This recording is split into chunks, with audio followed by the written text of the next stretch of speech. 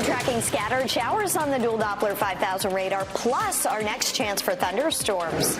President Trump says he's in favor of suspending the federal gas tax. But does he have the power to do it? And what would it mean for the services that tax funds? We'll break down what it would mean for you at the pump and on the road. And WRAL has learned that one of the Americans now in quarantine for hantavirus is from North Carolina. We asked the experts what it could mean for people in the state. All right. Thanks for being with us here at 7 o'clock. Lots of big stories to dive into tonight. Yeah, we've got calls to suspend the federal gas tax, an arrest after a Raleigh mall shooting, and a North Carolina connection to that cruise ship with hantavirus. This newscast is the one that wants you to participate. I know you've got a whole lot of thoughts about a whole lot of stuff, so please send us an email, 7 p.m. at WRAL.com. Let's begin with that gas tax. And first, I think it's good to start with a quick explainer. Well, we're starting with the tax and what you pay. About 60 cents of every gallon that you pump into your car goes back to the government. The majority of that is a state gas tax, but 18 cents goes to the federal government for that federal gas tax. With gas prices getting so high, President Donald Trump said today he wants to suspend that federal tax for now. WRL's Eric Miller joining us live from Raleigh tonight. How would it work, Eric, to get something like that done?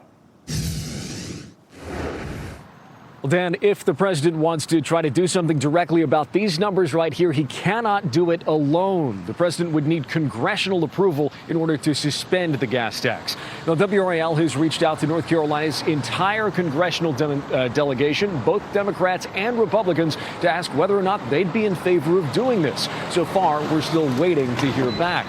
Nonetheless, over the last several weeks, members of both parties, even well before the president's remarks today, did suggest suspending the federal gas tax, saying Americans are feeling this pain at the pump. Whether this would make any difference on the ground for drivers in Raleigh, though, that depends on who you ask. Not really. No, it's going to have to be more than 18 cents. Not if it's going up every day. Yeah, anything helps. It adds up over the course of the year. That's probably a couple $100 in the pocket. And so while there might be some divided opinions there, the sticker shock at these numbers, these prices that people have been paying for weeks now, that remains universal. Sure does. Eric, thank you so much. Appreciate it. Look, gas prices have exploded in recent weeks. You don't need to hear that from me. Of course, news of any sort of savings would be welcome to so many people. But how much of those savings would realistically end up back in your pocket? So we looked at the average gas tank in the U.S. and then the average distance that people travel, drivers here in North Carolina. The average person uses roughly 50 gallons of gas per month. So you take the gas tax out of that equation, you'll be saving roughly $9.20 a month. Put another way, that's $2.30 a week, meaning if you save up for a couple of weeks, you'll be able to afford almost an entire box of Cheerios with that savings. That's also assuming that a gas tax suspension will actually lead to an 18-cent drop in prices. Taxes, look, are just one factor in the price of gasoline. Another is competition. That's why you don't see the same price at every gas station around the state. It's why a standalone gas station sometimes has no competition nearby will have higher prices. There's no rule that will force gas stations to drop their prices just because a tax is suspended. So the reward there is nominal. What is the risk? Well, the gas tax is one of the primary sources of funding for the Highway Trust Fund. That is the fund that is a dedicated pool of money that goes toward construction and maintenance and repairs for the U.S. highway system. It also gives money towards projects for public transportation. And right now, we are spending more of that than we are bringing in already. In fact, we have been in the red on highway costs for more than 2 decades. That gap has only gotten bigger, and it's only projected to continue to grow. A congressional report last year found that the gap between highway revenue and highway costs was about $13 billion as recently as 2024. By 2035, if we keep spending, that number is expected to increase to more than $36 billion. That margin is so wide that same report suggested by Congress that we might actually need to increase the federal gas tax, not suspend it, not get rid of it, increase it.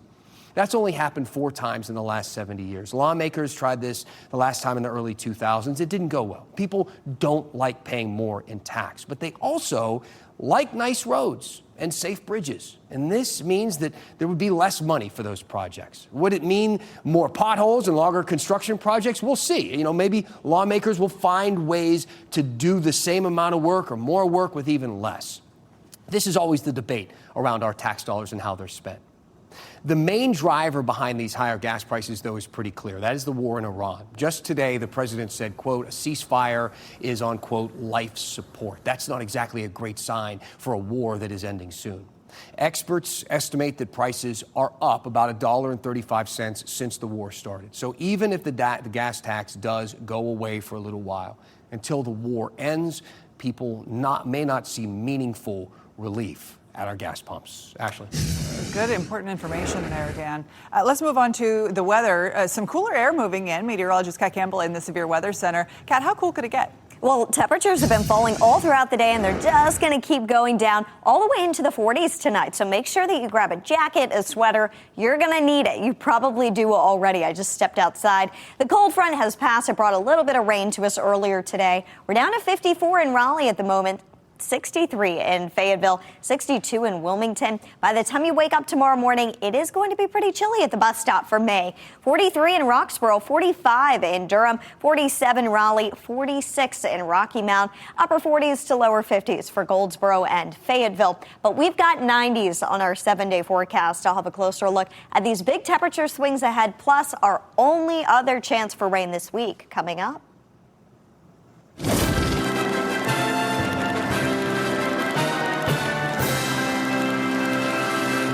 All right, our quote of the day. It's something a lot of people are talking about right now, hantavirus. UNC medicine professor Dr. David Wohl says this is just not a virus with global pandemic potential. So don't worry about it. Whew, that gives me a bit of a sigh of relief, right? It's the first time that I've heard a doctor say that people shouldn't panic. Not everyone is listening to this advice, and there's some news today that probably won't help some of the more anxious feeling folks out there. Health leaders confirming that someone on that boat is from North Carolina. But the message from doctors does remain the same, to stay calm. This isn't the start of another pandemic, they say. WRAL's Sean Gallagher talked to experts comparing the COVID outbreak with what we're seeing now with hantavirus. With the hantavirus outbreak, inevitably, people are going to have flashbacks to 2020 during the COVID-19 pandemic, where there was social distancing at places like the airport, people wearing masks all the time. Well, if you have a fear of that again with this outbreak, not so fast. So the good news is this is not COVID. Dr. David Wohl is a professor in the Division of Infectious Disease at UNC and spoke to me about what makes this virus different. It's not something that's as easy to catch, right, as flu or COVID, which travels in the air for a really far distance. It's something that probably you have to be much closer to that person, touch their fluids, or if they're coughing, get droplets, not little airborne particles, but droplets. And while person-to-person transmission is possible, he says it's much more frequent between rodents and humans. So again, if you're not handling rodent poop or rodent-infested, cabin or, attic or something like that, you don't have to worry about it. And RDU tells me no public health officials have reached out to them yet about any changes because of the hantavirus, but they say if any new guidelines are put into place, they will do so immediately. At RDU, Sean Gallagher, WRAL News. Thank you to Sean. And every American, we should say, who is exposed or got the virus is currently inside a specialized unit, which is designed for this very thing, to isolate people exposed to an infectious disease. We are entering the third week of state lawmakers being back in session. Still no budget deal. Doesn't look like the sides are particularly close. Keep in mind, this budget is a year overdue. We're constantly getting questions into our 7 p.m. email inbox about this. I spoke with WRAL state government reporter Will Doran to get us all brought up to speed. Will, lawmakers are back in the legislature this week. Where do things stand with the budget? Well, Ashley, we've been in this short session for nearly a month now, and we're almost a year past when we were supposed to have a budget last summer. So, negotiations have not been going great. But, the rumors flying around the building are that, maybe there's something in the works. What we've heard on the record, though, is just not yet is the official word on the budget.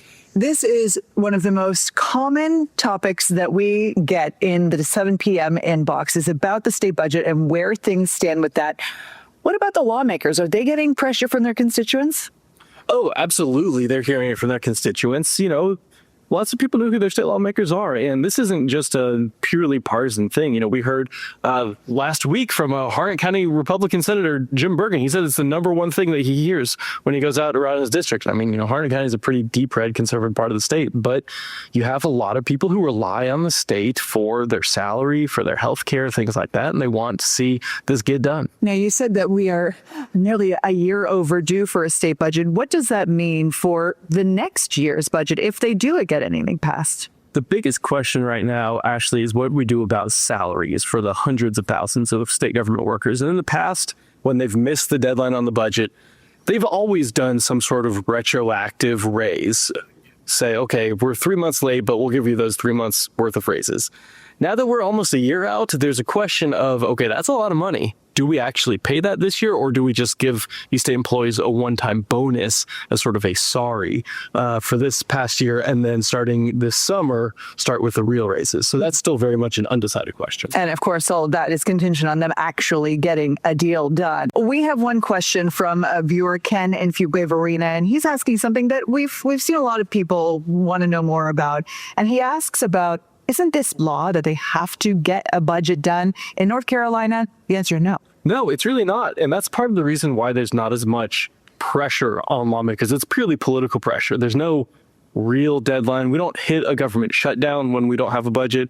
It's just that we keep operating on old spending plans. And so that's why, you know, you've heard us telling people stories about, you know, Medicaid was close to running out of funding. You know, obviously the raises are not keeping up with inflation, things like that. So that is what we hit here in North Carolina when we don't have a budget. Essentially, we are currently operating on numbers that they were talking about in 2023. Exactly. All right. I know there's a lot going on this week, and we'll be keeping a close eye as well on what they decide to do with property tax caps and moratorium. I know you'll be covering all of it. Thanks. We'll be there. Thanks. All right. Police are in the headlines all the time. The nature of their job puts them in the spotlight for all kinds of things. Coming up, we chat with the Raleigh police chief about all things making news, including the WRAL tower going blue.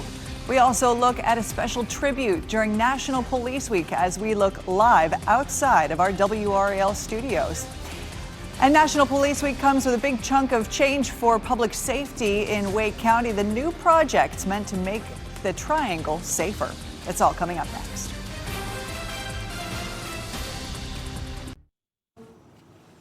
More than $2 million is going toward public safety in Wake County. Congresswoman Deborah Ross announced the federal funding today. It'll fund new technology for Wendell and Cary Police. It'll help Raleigh boots on the ground with violence intervention.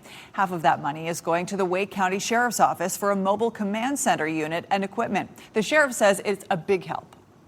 Public health is public safety is public health, and it takes all of us working together for the common good.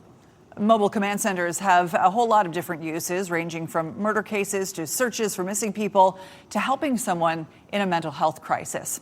All this as we kick off National Police Week and we get ready to light the WRAL tower blue. Dan, you got outside real fast out of our studio. And you know what? I'm out here. Go ahead, Dan. Well, as you say, we're out here. We got some special guests. Chief Rico Boyce joining us. Thank you so much. Appreciate to have you here. We have officers on horseback. The tower back behind us. It's, you know, the sun is still out. You can't see it lit up blue, but as you drive by after the sun sets, you'll be able to see it lit up blue. Thank you so much for being here. National Police Week, what's it mean to you and the force? Yes, it's a great opportunity for us to honor our fallen as well as celebrate those that are working to serve and protect our community. So let's talk about, here we are. Last time we celebrated this week, it was a year ago. You were relatively new to the position, not to the area or the force by any means, but to the position. How has it gone? What do you think some of the highlights are? What are you looking forward to? Yeah, it's been great. Had a good year, reaching out to the community, very community oriented. You know, Cops on the Block initiative, been very well. But it's also given our officers an opportunity to really go out and show how dedicated they are in keeping this community safe. We made a lot of progress this year. You know, crime is down. despite the recent events, we've been doing pretty good here in the city, keeping the capital city safe. And one of the recent events we were talking about a moment ago is the arrest from Triangle Town Center, the shooting that happened there. And it turns out the suspect's 18 years old and younger, some juveniles who were taken into custody as well. One of the things you're passionate about has been keeping guns out of the hands of young people. How do you think we're doing with that, and what more needs to be done? Yeah, that's a challenge, when we see the amount of guns that are being stolen from vehicles. So my message to the community is please store your guns safely and securely so they won't fall in the hands of juveniles and our youth that are using them to commit other crimes. We've seen an increase in that, and we're trying to make a dent in those type of offenses, and we have.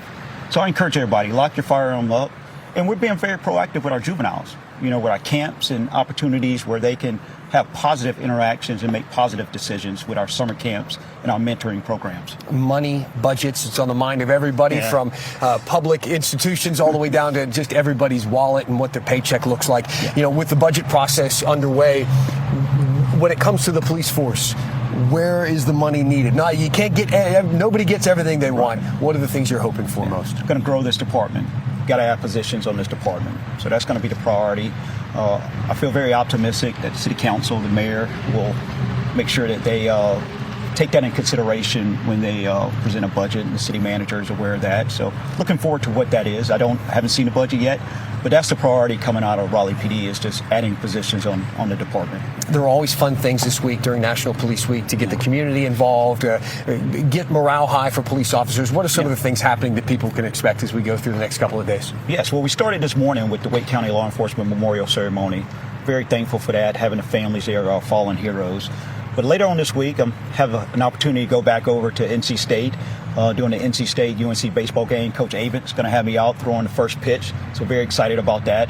We're going to have a lot of community members that's going to light up their house and light up buildings here in the city. Wake Med, City of Raleigh, North Hills Mall, going to light their buildings and their buildings in blue. And then you guys here at WRAL, we're here to light the tower, so we're very supportive. We're very thankful for the support that we received here in the community. So there's going to be a lot going on this week in National Police Week. And we have some officers that are on the bikes riding to Washington, D.C. that's going to participate in the National Law Enforcement Memorial Ceremony up in Washington this week. So pray for their safety as they ride the bikes up there. Certainly. Thank you so much. We appreciate you being with us. All the information, all the things happening in the community you can find on WRAL.com. In the meantime, I'm going to go hang out with these horses, check these things out. Thanks again. Appreciate you being here. All right, thank you. The horses are really amazing. Just how still they were through all that. One of them was like, okay, can we get going? I got to talk to him earlier. Well, I mean, the officers, and they have a new one out there. The gray horse is one of their new additions. But yeah, they're incredible. And I remember them. They were almost emotional support when I was at NC State. They would bring them by during exam week for the students. Yeah. All right, let's take a live look at RDU, where you can actually start to see some breaks in the cloud cover. A little bit of brightness showing through after what's been a pretty cloudy start to the week. Not a whole lot of that much needed rain in the area, unfortunately, but we'll take what we can get. The dual Doppler 5000 radar is showing a few sprinkles that are moving through the area, but not much action left at this point. So let's go back here, and I want to show you rainfall totals through the week. Wednesday, it's our only other shot for rain, and we're looking at some pretty low totals. Most of the models have about 1/10 of an inch. The in-house model is the outlier at this point, showing over 1/4 of an inch. But the official forecast for most of us, about 1/4 of an inch of rainfall or less. And that goes hand in hand with what these models here I showed you are saying about this. And here's my thoughts. The next weather maker gets here Wednesday night. Scattered storms are going to move in out ahead of this cold front, but they're scattered. It's a 60% chance. It's not a 100% chance. There's probably, unfortunately, going to be some cities that are skipped over.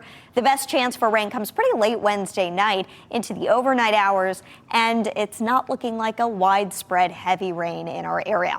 That's just one of 2 big weather stories that we are tracking this week. One of them is the rain chances Wednesday night. A couple of storms possible, though they're not looking like they would likely be severe. And then heat is also going to make a comeback for this weekend. High temperatures climb back into the 90s once again. and it is going to stay pretty toasty, potentially into next week even. 75 for the high tomorrow. We may start out with some patchy fog tomorrow morning. It'll be a little chilly, so make sure you dress in layers. We start out in the 40s in the morning. 80 degrees Wednesday before our cold front arrives. A little temperature dip behind that front. Not too bad, though. We will be back in the 40s Friday morning. 2 mornings in the 40s on our 7-day, but 2 afternoons in the 90s on our 7-day. We bounce back just in time for the weekend. 88 Saturday, 90 on Sunday. And by this time next week, we could climb all the way up to 93 degrees. We've got a little bit of everything temperature-wise, but still just that one chance for rain Wednesday night. Ashley. Boy, oh boy. Okay, thank you, Kat. Hey, one last thing is next. The WRAL tower is going blue, and it's just one way our area is recognizing National Police Week. Coming up, the 700-mile journey for a local deputy to honor friends he's lost.